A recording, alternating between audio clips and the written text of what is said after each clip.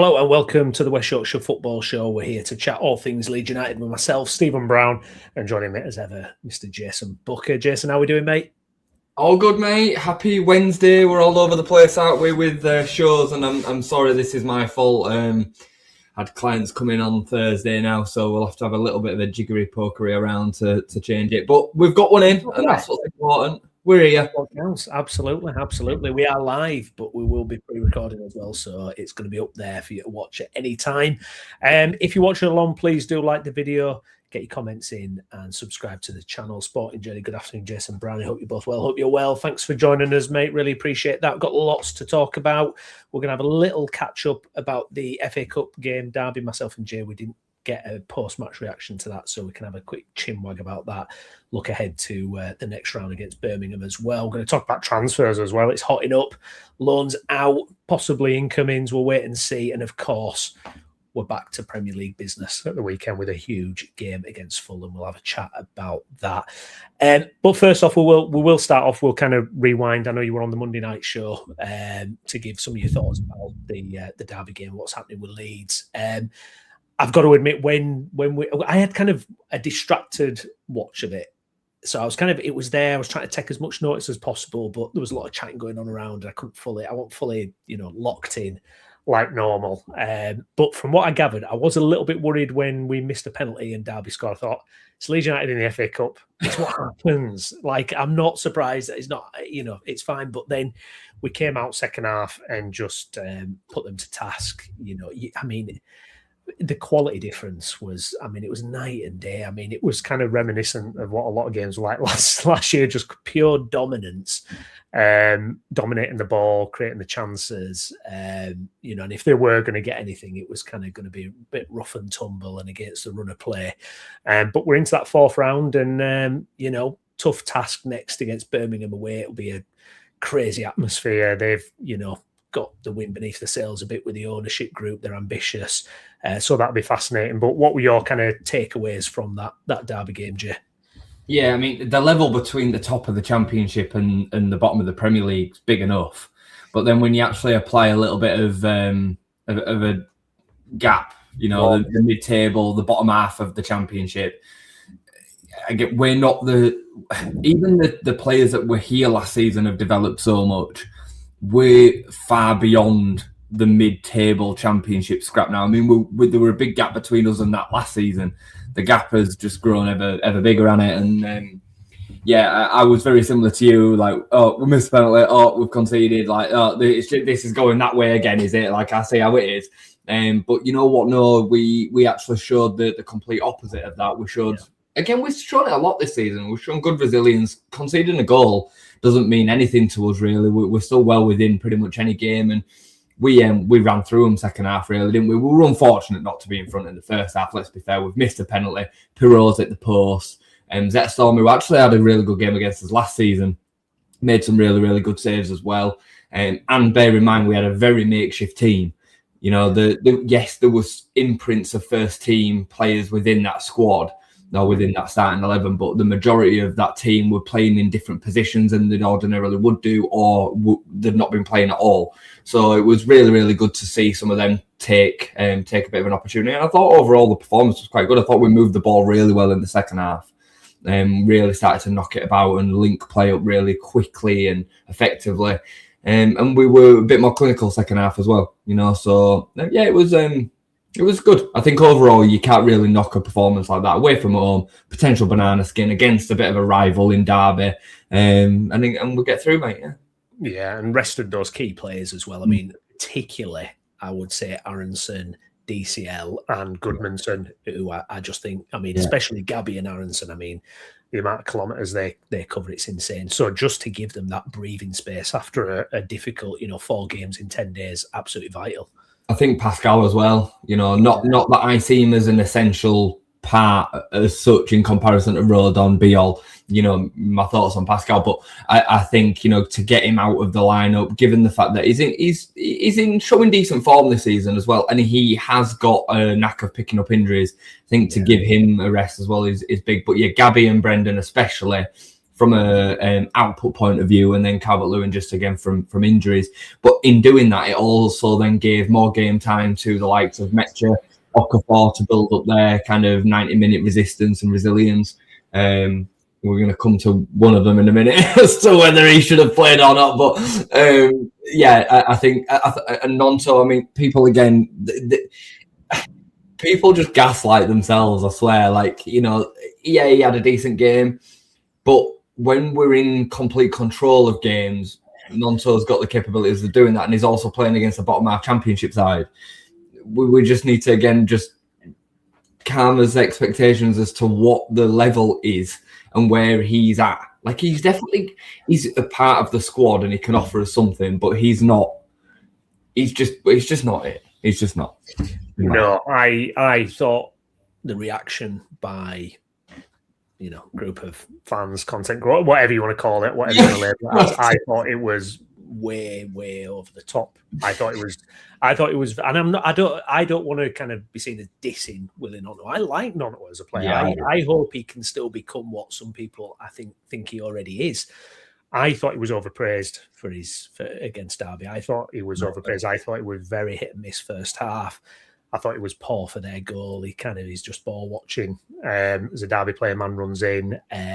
I did think he was he got roughed up as well. Fair play to him. He was getting kicked about, and he were, you know. But I thought it was kind of a Gnonto-ish performance, to be completely honest. Lovely finish, by the way, and he does. Great finish, yeah. What I would say in his favour is there's no doubt there's technical ability there. The way he looks after a football is lovely. You know, he's one of probably the higher end in the squad in terms of actually being able to look after a football.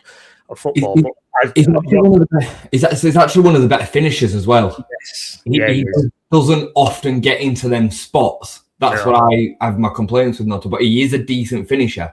Yes. So I hear you, but I agree with you completely. I mean, some of the content creator reactions he's just pressing on the narrative all the time.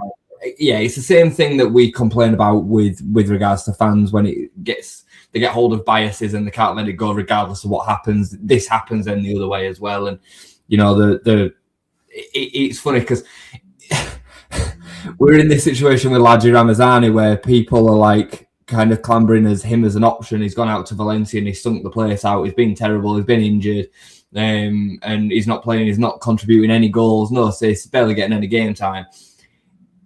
And the acceptance of potentially bringing him back and him being able to make a difference is wild. If Jack Harrison had gone out there and we've seen the same output, there wouldn't have been a single shred of anybody calling for him to come back. It's bonkers to me how just some players sit in that kind of space. But yeah, like Gnonto's had this reputation of this young wonder kid, and it lives on in now a 21-year-old player that's had 3 seasons in and around the squad, 2 seasons in the championship, and never really made his mark. And that's the reality. You know, and I hope he can continue to develop, and I'm happy in being part of the squad. But this idea that he should be starting week in, week out is nuts. No, exactly.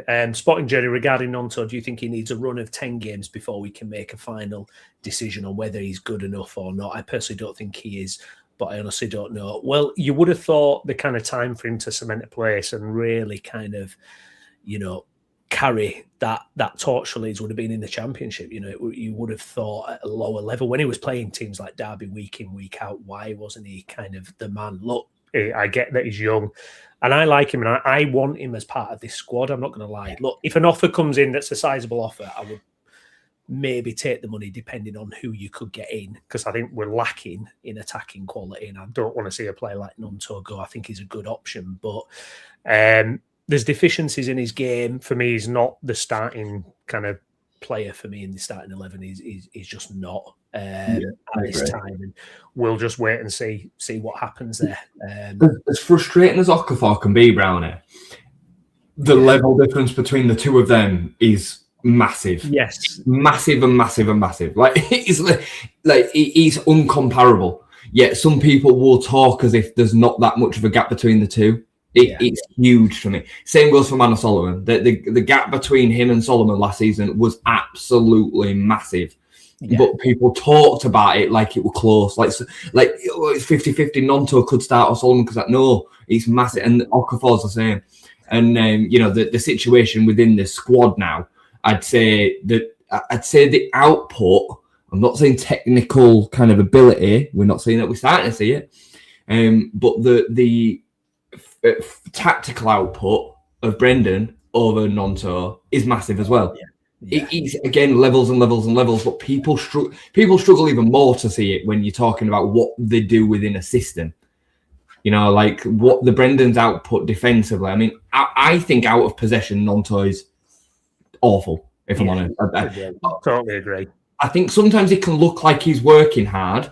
That's not the same as what Brendan does. No. Brendan works hard, but then also applies effective pressure in certain ways. He gets stuck in. He's harassing. His output is constant.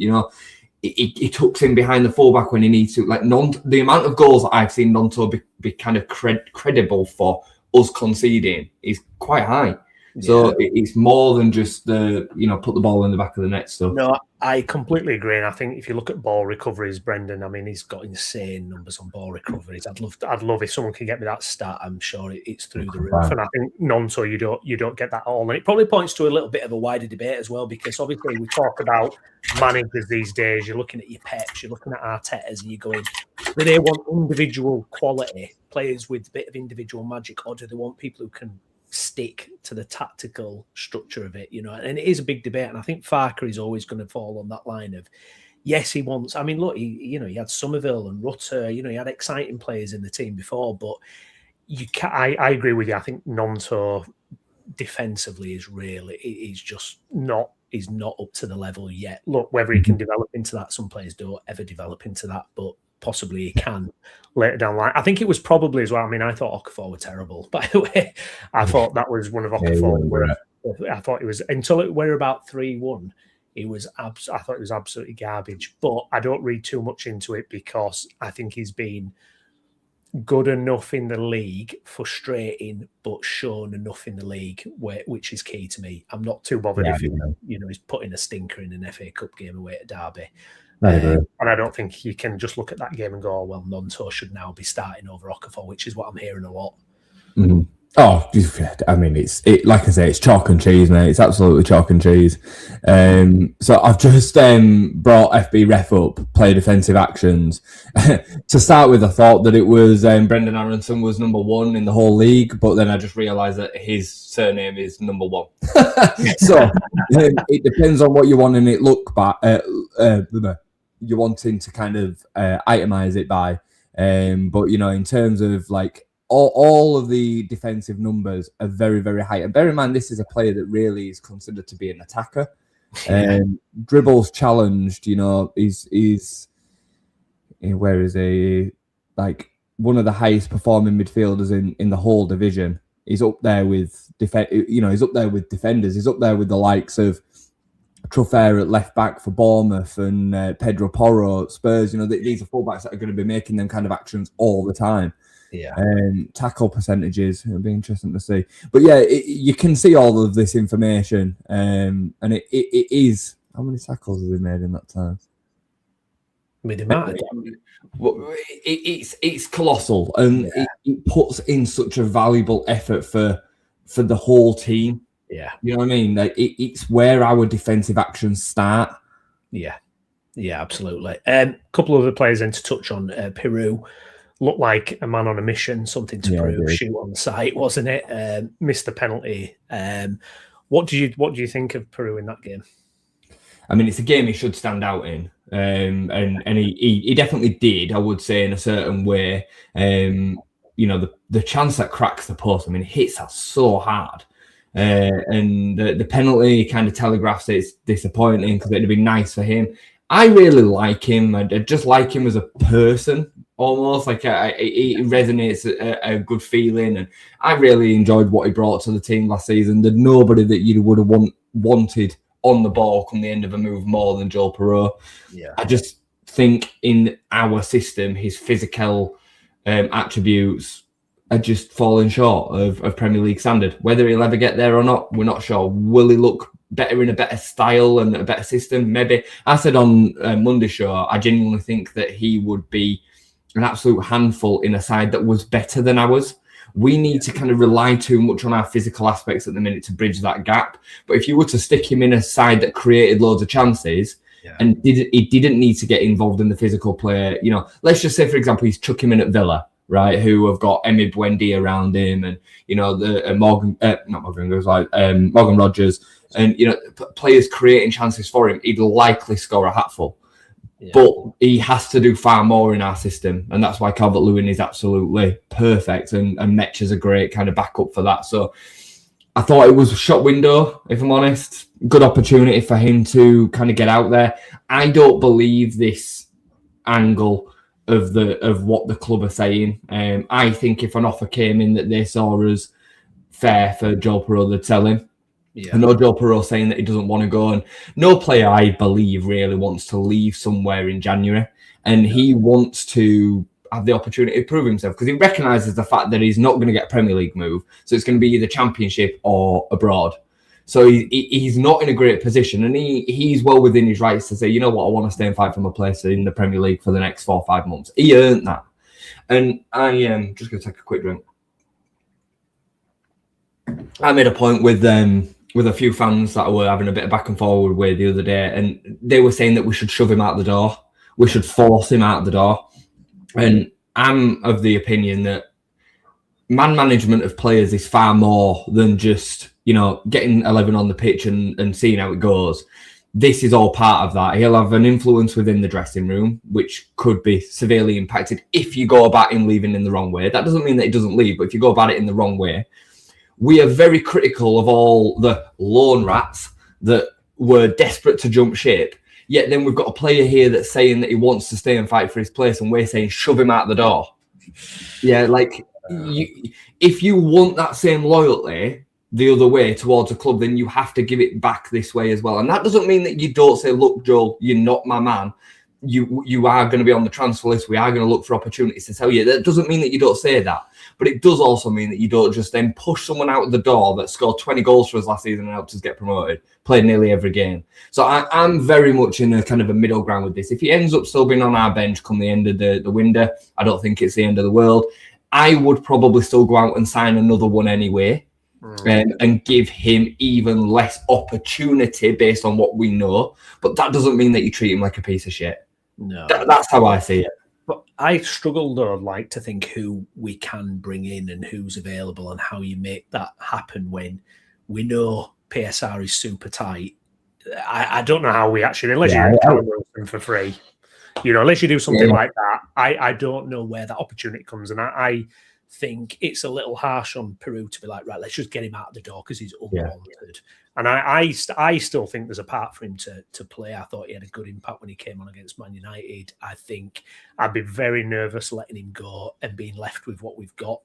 Yes, Metcher's ahead of him. You could even argue that Farke prefers Okafor in that second striker role, even though he gravitates to the wing. But I will be very nervous letting Piroe go without something coming in the other way. And I'm not sure what wiggle room we've got to do that. You know, there's 17 games left this season.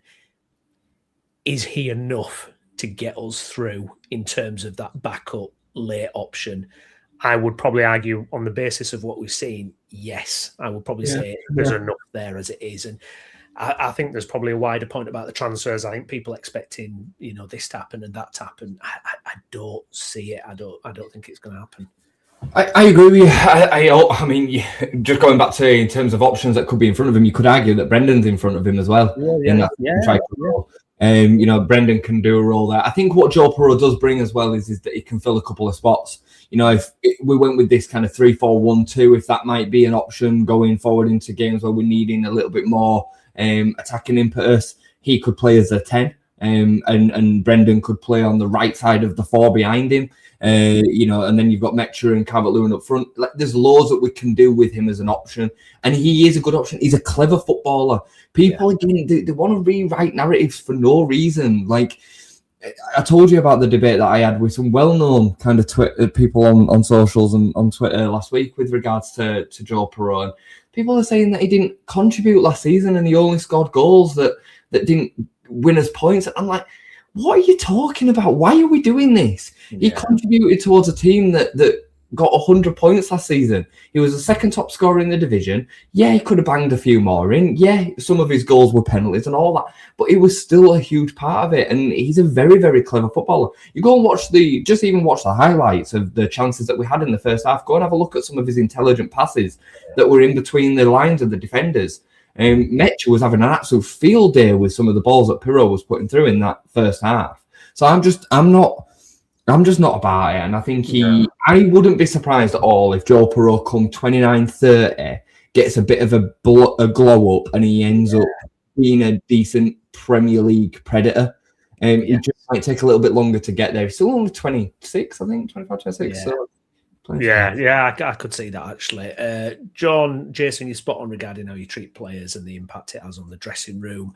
Another man, and this is going to link to John's other question as well, who had an impact, came on second half and did a good job, got himself a goal as well, James Justin, and he's having a nice little period at the minute with Leeds United, some very impressive performances there. John also asks, with Justin doing so well at right back, would you sell Bogle if we were offered 40 million? I mean, there's a good sorry, go on. No, go on, you first. Sorry, I mean, for me at the moment, no, I wouldn't sell Bogle at this time, even for 40 million. I mean, for 40 million, I would. For 40 million, I would. Yeah, we paid £5 million for him 18 months ago, and I really, really like Jayden Bogle. I think he's. But at this stage in January, with it the window closed in a couple of weeks, you'd only be left with Justin. Well, you'd have to go out and sign someone else. Because James Justin's not just been bought for the right back kind of cover either. He's been bought for both sides, and he's got his injury concerns too. So there'd have to be some sort of replacement signed for that, and then you go and try and reinvest 10-15 million, and you hope to then produce another player out of that player. But 40 million quid's a lot of money, Browney, for us. And it would give us a hell of a lot of a reinvestment PSR wiggle room as well. So, but we're not going to get 40 million. You would be talking 25 million for Jayden Bogle. I reckon 25 million. Would you sell for 25? No, then I wouldn't. It's a different kettle of fish of value in it. Like 2025, you're not worth it, because then you're going to have to go and spend 10-15 in January to replace him. And then you've got the risk that he's not as good as Jayden Bogle. So for 2025, it doesn't make sense. But that is the value I think that we would probably be able to command. Bear in mind, we only paid 5 million for him 18 months ago. And he has got deficiencies. He has. Like, I love Jayden Bogle. I think he's great going forward. But defensively, he's got a few concerns. And in terms of how well Justin's doing at the moment, I mean, I know people, it's like recency bias, but I mean, Justin's really made an impact, hasn't he, coming in terms of how solid he looks and how, I mean, because I know some Leicester fans have been having a go on Twitter saying, he was rubbish, and we know what that looked like when we signed him. But it was similar with Bogle at Sheffield United. They were kept telling us how bad he was defensively. But I'm impressed. I think James Justin is looking like another very shrewd move by the recruitment team, because for me, he looks Premier League level. I think most of the time, it depends on the way that the transfer goes, but I think most of the time the least reliable source of how good a player is the team the fans of the team that you've just left. And bear in mind, James Justin, when he left, he was the captain of Leicester. He'd got the armband. Enough managers thought enough about him to keep on playing him. He had some injury problems. He had some big injury problems, but he made an England appearance while playing for Leicester. Like, this is no slouch, and he built up a good portfolio of experience that is lending itself really well to us. I really like him. He's a super, super solid pair of boots. He does nothing like spectacular, but he does nothing wrong. I think going forward, he's not as good as Jayden Bogle, but I think defensively, I'd say he's better. He reads the game extremely well. He's very good on both feet as well, which gives him a nice bit of versatility, not just in terms of the positions that he plays. He can play left back and right back, but he can then come inside a little bit different. I mean, even his finish the other day was on his left foot. It kind of comes across him and he hits it. Does a right back have the confidence to do that on his left foot? I mean, we saw Jayden Bogle from a yard away. Just a call it, and I know that we're a different kettle of fish, but you know what I'm saying. Like, he's a very, very composed, well-rounded footballer, and he's got good experience. He's got experience of keeping Leicester in the Premier League as well as the fact that he went down. So, and you can't really you can't teach that. you know. No. So I think he's a really, really good, useful option. You know, we were unsure exactly how that piece of recruitment would look back in the summer. One thing this club has done really, really, really well is they've backed their medical department to put some of these players back together and keep them together. James Justin is one of them.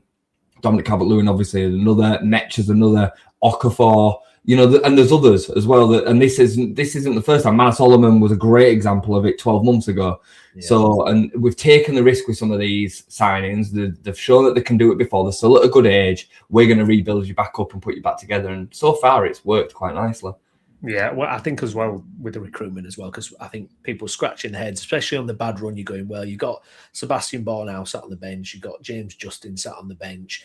You know, that money, couldn't it have been reinvested in, you know, more attacking quality or whatever?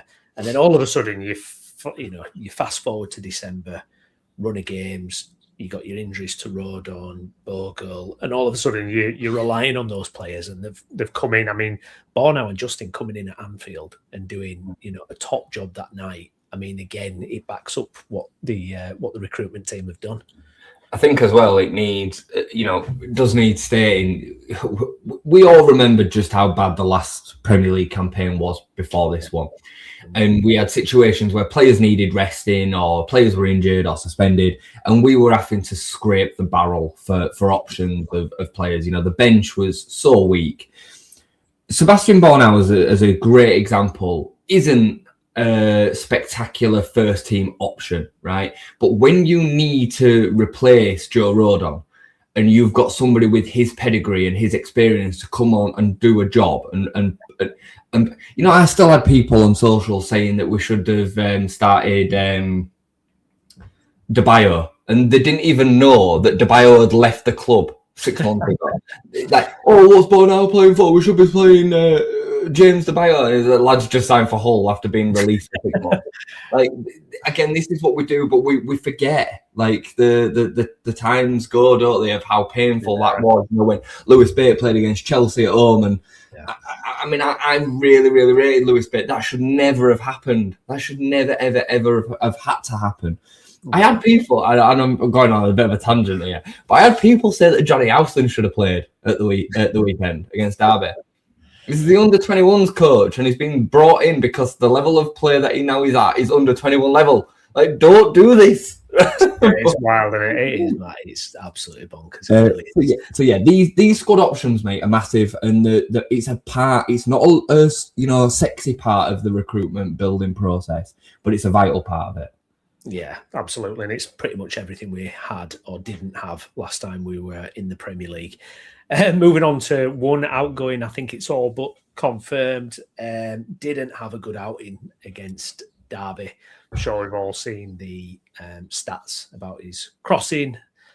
Jack Harrison, Fiorentina loan with an option to buy that I'm guessing they won't take up when he's been there a few months. But yeah, Jackie, it's not, I mean, God, it's not worked out, has it, again? I mean, he's come back and you know what? There were a couple of times when he came on, he looked tidy. And that was about the best I could say for Jack Harrison is he looked tidy on the ball. Yeah. I mean, look, last time we had Jackie in the Premier League, especially under Bielsa, you know, some fantastic goals. I always remember the one against Newcastle at home. And Arrowed in the top corner. Patrick against West Ham. That player just, I mean, look, there's all sorts of things that can happen. I mean, he's had poor loan spells at Everton. I mean, we shouldn't be surprised. I mean, his statistics at Everton last year were absolutely shocking. I don't think he's going to get a Premier League team now going forward. We'll see what happens, you know, for him in Fiorentina. I hope, I'm praying that he can pick up some kind of form or do something enough that makes them want to sign him, because I don't know where you go with Jack Harrison, Jay, because, I mean, he hasn't played well for such a long time. He hasn't contributed for such a long time. He looks like such a basic player that, you know, is he going to be one of these where you just end up getting to, contract expiry is the only way you can actually get him out the door? I don't think I've ever seen a regression quite like it. He's 29-year-old. He should be in his prime. And it looks like he's in the twilight of his career. It looks like he's a winger that's just lost all confidence and pace. That's what it looks like. I can't even, and I mean, he's crossing. His one good attribute was He's crossing. And yeah, they were hot and cold. Yeah, they were, a mix. But now there's just none. None of them are good. He did put one good one in at the weekend with his right foot, funnily enough. But he's dropped off massively. The regression at Everton has been unbelievable. He just looks a shell of the play. The one thing about Jack Harrison that you can say was he was a very good system player, and Bielsa just made him look exceptional. And he is anything but. And Fiorentina will not be paying 10 million quid or 7 million pounds for Jack. I'd refuse to believe it. I hope he goes there. You're right. We need him to go there and do well, and there needs to be teams banging at the door. I hope he does. He's a young lad that just wants to make a career out of playing football. He's made good money out of it, so I don't feel too sorry for him. But at the end of the day, it can't be nice. This can't be nice for what he's. We need some of these loans to pick up, Jay. I mean, you got Max Verber, who's going to get his loan cancelled, apparently, potentially this month. You got Matteo Joseph, who's in and out of the team now, who's not scored many goals. Ramazani, as we've mentioned. Now you got Jackie out there. It'd be nice if someone could actually perform and get us a fee. The truth is, though, Browney, they're going out on loan because they're not good enough. Yeah, 100%. That's the case for all of them. People want to have their own agendas with the likes of Joseph and Ramazani, especially. They're not good enough. No. Elijah Ramazani wasn't good enough in the Championship. Matteo Joseph wasn't good enough in the Championship either. They showed flashes, especially Ramazani showed flashes, but that was it. Ramazani's not a kid either. He's 25. He should be really flying right now, and he's not. Verber's got a bit of pedigree behind him. He's an international footballer. He's played at the World Cup. He's played at the Euros. He's got some good leadership experience at the clubs that he's been in. He's just, again, plagued by injuries. I don't know what his situation looks like this year. I don't know if he's been injured or not or what, but we don't really want to see him back, if I'm honest. But what I will say about Verber, again, as an option, is that he came back in last season and provided a decent option when he came on. He even provided the assist to the goal that won us the title. He could offer a fourth or fifth choice backup option as a centre back, as a left back for the rest of the season if he was to come back. So I don't even think that's that terrible of news. But you're right, we could do with some of these starting to. Well, they all come back, don't they, in the summer, and then you're like, oh my God, for PSR, we need a sale. Be nice if we could just get some money for these guys. Just quickly on the Jack Harrison thing. Just my final point with that. How tough, though, is it looking at it, flipping the coin where you go to Everton, you're not particularly liked by the fans and they're glad to see the back of you. You come back to Leeds, you're very unpopular there. I mean, does that stuff just drain the life out of you as a player where you get to the point where your on-pitch performances are that bad? Is that playing a factor as well, that he's just not loved, is he really? And he's kind of all that good favour he had a few years ago at Leeds obviously got flushed down the toilet, and it's like you're like the kid at class out, nobody wants to pick you for their team. It's that kind of thing. I mean, you just wonder what kind of toll that takes on your actual football as well. It can't have helped, can it? I mean, and he is a very confidence-based player as well. Yeah. And he had 2 seasons out at Everton where they absolutely despised him as well. Outside of the opening, maybe 3 or 4 weeks where everybody were having a laugh at his mum saying, "Oh, Leeds," and all this. And they soon realised that he weren't the player that they thought he were. It went down the toilet for him pretty quickly. I can't believe they renewed his loan for the second season, given the kind of heat that was on it, but they did. And then he pursued to kind of make it even worse last season. I think he got 1 goal and 1 assist all season or something like that. And he played like 36 times. That's a winger. Yeah. It must be tough. He needs a real rebuild, and going to kind of it's a bit rogue, isn't it? This Fiorentina loan, it's a bit rogue. You don't see deals like that very often for English players. I'd have said the same if it had gone to Valencia. It kind of feels a little bit out there, like it might just be the reset that he needs. The fans over there won't know him from Adam, really.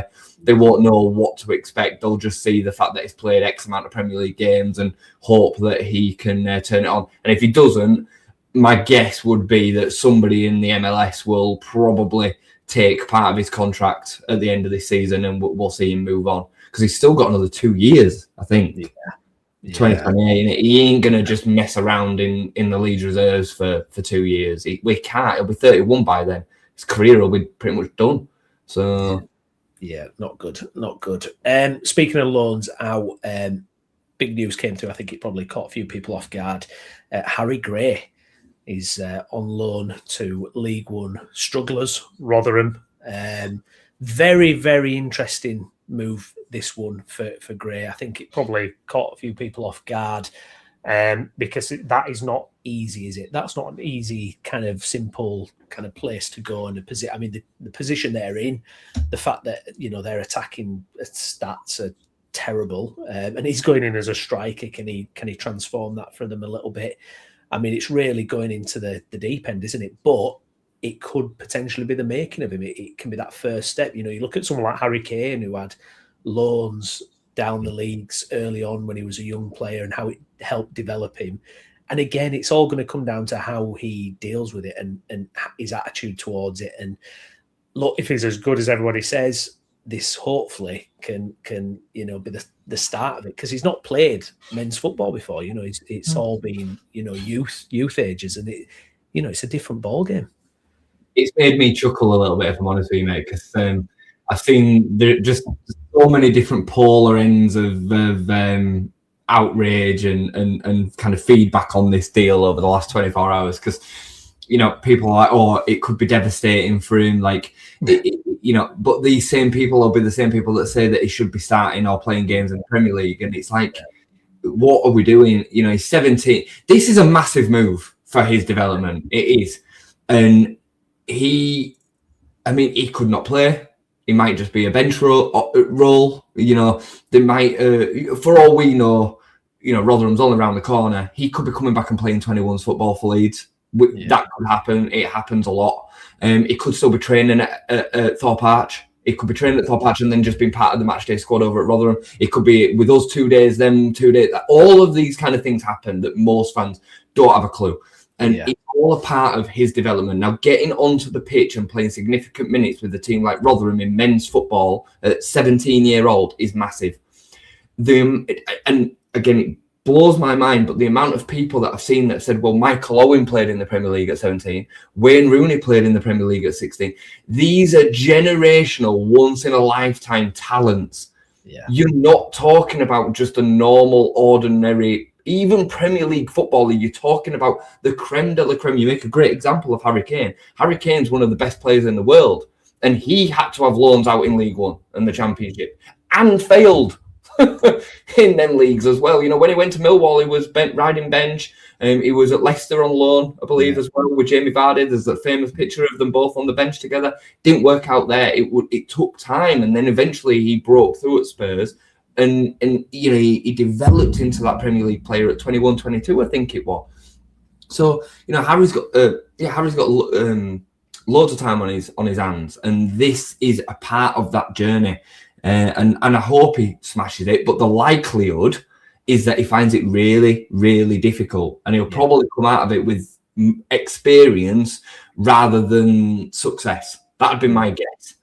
Yeah, it's a real hard jigsaw puzzle to put together, isn't it, developing a player like that? Because by all accounts, he's a prodigious talent. Eddie Gray said he's got a higher ceiling than Archie, for example. We know Archie's already playing for Spurs in the Premier League, and it's how do you manage that? How do you foster that? Because the thing I think we do need to start producing our players as well. We've got there's an onus on us to produce some homegrown talent, because if the idea is to get back in Europe eventually one day, you do need quarters, and even just in the Premier League you need your homegrown quarters, and keeping Sam Byram and Johnny Howson on the squad list isn't going to work forever. So there's a responsibility there to do it. It doesn't look like we've got many that are close to the first team at all. So hopefully Harry can go there, and whether it's he smashes it or he doesn't, hopefully it's that learning that he needs to do, put hairs on his chest and hopefully come back. But I mean, you're absolutely spot on. I mean, fans saying it, coming in the first team, I think they're thinking of Alan Smith 20 years ago, or 25 years ago, when it's a different era now. I just don't think. I mean, I would imagine, even if like a Rooney or an Owen were in this day and age, would they have the same opportunity that they had at that time, the way the league was then? Now, I mean, generally, how many teenagers do you get playing first team football in the Premier League now? It's a lot less than it was. You don't get many, and you get even less strikers. Like Archie going into the Spurs side and them having loads of injuries and him being able to fill in at right back, centre midfield and centre back is very, very, very different than being the focal point in an attacking Premier League setup. He would get absolutely eaten alive right now, and most people don't. They can't understand it. They just cannot operate on what it looks like. The gap between 21 football and first team football is so big. And that's why you see under 21s in the Virtue Motors Trophy, Leeds under 21s Virtue Motor Trophy or whatever it's called, losing to a League Two side and losing 5-0 because the gap is that big. Like, most under 21s footballers will not kick a football league ball. They won't kick a professional football. They'll go off and they'll play non-league football. Some of them will retire at 20, once the scholars and the contracts run out, and they won't ever play. That's the route for 80% of players. It's the creme de la creme that even, get there. We're talking, how many players are in the Premier League? It's not that many, really, not in terms of the scope of how many are available. So to go out on loan and play League One football is a hell of a standard. That shows what they think about him. Yeah. In my opinion, it shows what they think of Harry to be able to go out and even potentially make an impact for Rotherham at 17. I think that says a lot. I think it shows that Leeds think a lot of him. Yeah. And Rotherham clearly think a lot of him as well because they're desperate. They need somebody to go in and do that. They haven't looked to sign a 33-year-old experienced pro to come and sit on their bench that knows about it all. They've taken the chance with Harry. So it should be interesting. Should be really interesting. Fascinating that. Ernie's got a couple of questions for us. 2 questions. How many players we need in and who leaves our squad is full at the moment? Jay, what do you think in terms of what we need in terms of players coming in, would you say, through this window? I think it's very clear that we need a centre-back. The situation with Pascal's potential injuries, Bornau's injury record, the fact that we're now playing 3 instead of 2 centre-backs, I think it's clear that we want a centre-back. Danilho Doekhi sounds pretty positive, and we're at the minute, it sounds like we're actually in front of Villa to get that deal done, which would be a bit of a statement, wouldn't it, in itself? So, big bastard, 27. I mean, he ticks all the boxes, doesn't he? Yeah. He's literally prime example of everything that we've been signing throughout our Premier League stay so far. In the summer window, he kind of fits that bill perfectly. He's a good goal threat as well. He's very, he's got a big presence. He's good in the air, and he's got top level experience again as well, and can come in for a good fee. His contract expires in the summer, so it'd be perfect. Again, we've made a bit of a thing of doing that as well. It's shrewd. Clever, It's very, very clever. It's very clever. Identifying the right options for your system that can come for a good price towards the end of their contract. I mean, we could actually negotiate to sign him on a free transfer, but we could do with him now. So if you can pay between 5 and 10 million to get that deal done now and steal a march on everybody else, then you're cooking, aren't you? So I think that'll be one. And I've just seen from LUFC 11, their personal think we need a left-back cover. I'd say this is probably a good shout as well. Gabby, has been brilliant. He's probably been one of the best pieces of recruitment we've done. But if he gets injured, we've got a serious gap there. And I know James Justin can fill in, but then who's going to fill in at right back if we need to fill in there? So I'd say that's probably a good shout as well. And I've said throughout the whole of this window so far, we probably need another striker just because of this kind of gap between Piroe and the rest, and Metcher and Calvert-Lewin's injury potential. But we do have Okafor in there. We have shown that Brendan can play there as well. Calvert-Lewin's been completely injury-free, really, since he came into the side. And Metcher's had a knock. It's not been that significant. So maybe not. I think they'll probably save it and go in the summer for the striker. I don't think that makes a lot of sense for us to do in January from a financial aspect. But from a team perspective, I'd probably still like to see another body in there, really. Yeah, indeed. It's interesting you mentioned about free transfers as well, because I just want to quickly throw this up. We won't spend too long on it before we get to the Fulham preview. But Premier League goals scored by strikers signed in the summer 2025 window. So you've got your different categories there, free transfers, and then prices going up. And we can see right at the top of the list there, Dominic Calvert-Lewin, 9 goals, free transfer. And just a few notches down, you've also got Lucas Nemecha there. 13 goals between them for no fees. If you look at the other strikers, Ekitike, Walter Maida, Pedro, you're all talking in that 50 to 100 million bracket. I mean, when you look at it like that, I mean, it is absolutely staggering, isn't it, really? And I would think DCL's got signing of the season sewn up with those ridiculous figures and the low fee. Put that in the group after the yeah, we'll do. Yeah, but won't score you the goals to keep you up, because I just have to keep on needling with that. Look at Brian Brobby as well, who's right at the bottom of the list. Yeah. He was the one that kind of everybody was saying we should have signed him over signing Calvert-Lewin and Nemecha. And I like Brian Brobby, but it goes to show you that it costed them about 20 million quid, and Calvert-Lewin's done the business. And then it's not just goals with Calvert-Lewin either. It's everything else that he brings in, plus his experience. You know, he's at a perfect age. I mean, he has been, without a doubt, our signing of the season, really, when you look at it. And we have made some good recruitment. You know, we all flapped about it. We did, and rightly so. Like, it were understandable, but it's been pretty solid, hasn't it, really?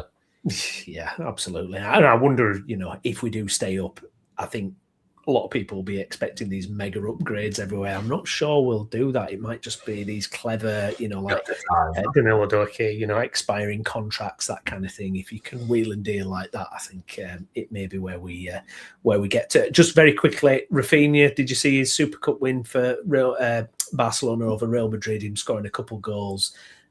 We talked about him a few weeks ago, but it's remarkable, isn't it, just to see his impact. And so I think it was Rio Ferdinand talking like he just came out of the sky and all of a sudden, you know, he was there at Barcelona and who was this player? What did he do before? And it's like, mate, Raphinha at Leeds United was unreal. Why do you think Barcelona wanted him in the first place? Yeah, I mean, he's a sensational footballer, and we had the joy of watching him for 2 years. I don't even know if I'll ever see a player like him in a league shirt ever again. We were blessed, absolutely blessed. And not only was he just such a super talent, he was so hardworking. He had Brendan Aronson's output with his own technical ability as well. You know, he was a perfect Bielsa player. He basically single-handedly kept us up in that second season, scored wonderful goals, wonderful assists. He just saw the game in a different light to everybody else on the pitch. I remember Bamford doing an interview maybe about a month after he'd signed, and he said something along the lines of, you know, you see a lot of players coming through the doors, and you know when the new signings come in, you're like, oh, they're good, or they're not so good at that, or whatever. He said that when he saw Rafinha, he just instantly knew that he were a world elite talent, and it was no surprise that he went on to be. And I think you've heard Stuart Dallas say something similar as well. And he just, everything about him just oozes class. And the lad's only like 5'6", you know, as well. 5'6", 5'7". He's only pretty small. He's just class. The highlights are doing the rounds of the game the other day, and the tackle on Vinicius Jr. He's seen that where he chases him all the way down the left hand side. Koundé is nowhere to be seen, the right back, and Raphinha is doing the defensive action after just being at the other end of the pitch. It's just everything. The guy oozes class, and he should have won the Ballon d'Or. He should have won the Ballon d'Or. I hope he gets it next time. He deserves it. Right then, well, let's turn our attention back to Premier League matters. It's Fulham Saturday at 3:00.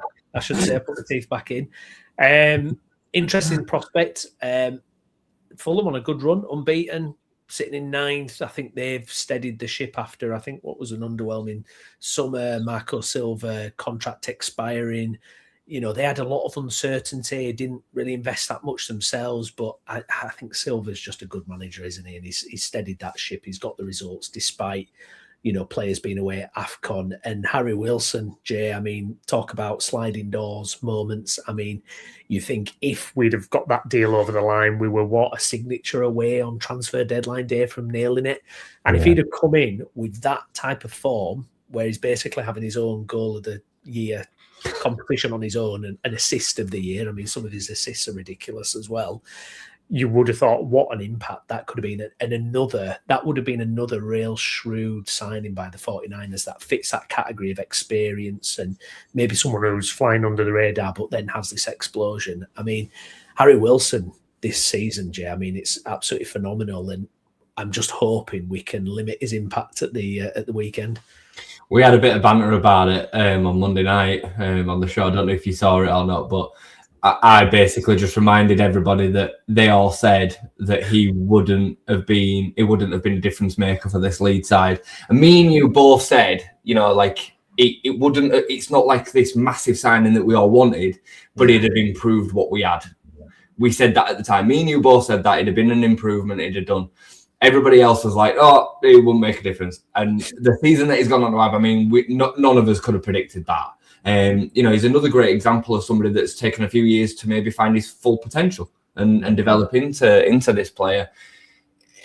To be honest with you, he's probably kept Fulham out of being in real danger. He's been their talisman this season, and he's worked his way into a position now where he's probably going to have the pick of some pretty big clubs come the end of this season. There's going to be some Champions League squads that they'll think, you know what, he can make part of this squad. We'll get him in. He's a free transfer. We'll give him a decent contract, and he's going to be cooking homegrown as well. So again, you talk about potentially having somebody for that quarter that's quality. I reckon Villa will be looking. I reckon Newcastle, Spurs, the others that will potentially be in and around 4th to 7th, they'll all be looking at him come the end of the season. So yeah, we stand no chance of making that one happen now, I don't think. But yeah, sliding doors moment, absolutely, mate. We need to keep him quiet. This is a winnable game though, mate. We need to go into this really thinking, we try and take 3 points here. Every home game feels a little bit like that anyway. I think we realistically need probably 12 to 14 points. And if we could knock 3 off against Fulham, who are one of the teams that are in and around us, we know we've played against them this season. We've seen what they're capable of. We're good enough to win this game. Yeah. So I hope we see a big 3 points. Yeah, that's where my head's at. I am thinking 3 points. I'm thinking if we turn up like we have done, for the last 6 weeks or whatever, I think it's there for us. 100% it's there for us. Interesting with the squad selection and what he's going to do. I thought Metro looked sharp against Derby, and I would like to see him and Calvert-Lewin paired again up front. And be a bit of a battering ram, but what do you expect Farke to do? Do you think it'll be Okafor and then kind of making it more like a kind of 3-5-1 type of thing, or what do you think he'll do with this one? I think it'll be the 3-5-2. I think it'll be Okafor and Calvert-Lewin, but I wouldn't be surprised if Metro gets the start. With Calvert-Lewin. I wouldn't be surprised with that. We've seen that it's effective. We really liked it against Chelsea. I mean, I would argue the Chelsea performance is the best we've looked throughout it all. Yeah. And that came right at the start of the run with Metro and Calvert-Lewin up front. So I'd probably go with them too. Brendan Aronson needs to start right now. He's absolutely one of the first names on the team sheet. Ampadu in there, Stack in there. And then I would imagine that the back line will be as it is. If James Justin needs to continue at right back, maybe over Bogle, but apart from that, Rodon, Biol, Pascal, and Gabi, and then we've not even touched on the goalkeeper situation. But if Perry had been in goal for the weekend and he'd have conceded the goal that Darlow did, it'd be screaming blue murder. Yeah, that's true. Gav's in with as well. Must win game for me on Saturday. We're not going to go down that route. Yeah, we've been there. We said that the game before Man City were a must-win game and we lost it, and then we did what we did in December. So it's not, and we're not going down that road again. I get you, however, because winnable, quote unquote, winnable games. You want to make sure that you're taking them, especially at home, and we have got some super winnable games on. We can make this dead easy for ourselves. We beat Fulham at home, we beat Burnley at home, we beat Wolves at home, we beat Sunderland at home. Them kind of games and then teams at home, we can make this super easy for ourselves. We don't then have to go to Manchester United away and win. We don't have to go to Aston Villa away and win. Which are games that we've still got to come. So I do hear Gav's point while I don't agree with him. Yeah, it's funny because we've obviously got through that really difficult period as well, where we're looking at those games going, oh my God, where are we going to be in the table and what's going to happen? I mean, just looking at relegation watch, I mean, West Ham, Paqueta wants to leave, he's agitating for a move again. They're 8 points behind. I think the FA Cup win, I think that's kind of given them a little bit of a boost. I know Somerville scored as well, but it's still a huge, huge gap. Jay, I think Forest have got problems as well. It's going to be fascinating, isn't it? It doesn't feel like we're out of it completely or anything like that. I don't think it's at that stage, but a win on Saturday, and like you say, we're getting very, very close to kind of being home and hosed almost. You know, we're getting to that point where that gap is just going to be insurmountable.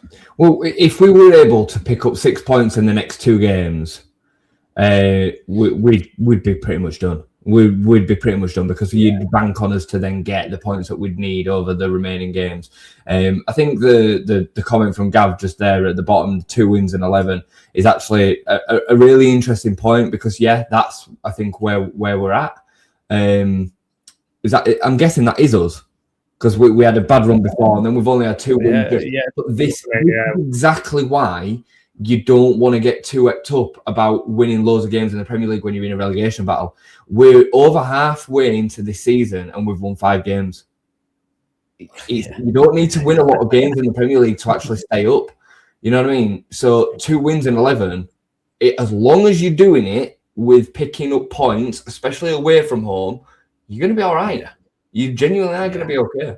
So... Well, I want to see us get what we deserve as well, OJ. I think we should be a few points further up, absolutely. And I would love us almost like, you know, in the first Premier League season under Bielsa, where we just put those last 10 games, we just we put the distance, didn't we? Got the gap and just really got our just rewards. I would love to see it. Look, it's different Premier League. It's very hard. But the way we've been competing against, you know, teams with more talent than us is encouraging. Yeah, no, I agree, mate. I agree. And fingers crossed we do it as early as possible, which then makes us all calm and we can just chill. We can enjoy the FA Cup. We can win the FA Cup, right? So, like, that'd be nice. That would be lovely. That would be lovely. Right, we're going to leave it there. Thank you very much to everyone who's got involved and got your comments in. Please do like the video, get subscribed to the channel. And if you're watching us again later on, please do the same as well. Myself and Jay will be back for post-match reaction to the Fulham game on Saturday. So please do stay tuned for that. And we will catch you again. I've been Stephen Brown. With me has been Jason Booker. Thank you, Jason. Thank you, mate. And we'll see you again soon. Thanks for watching. Bye-bye.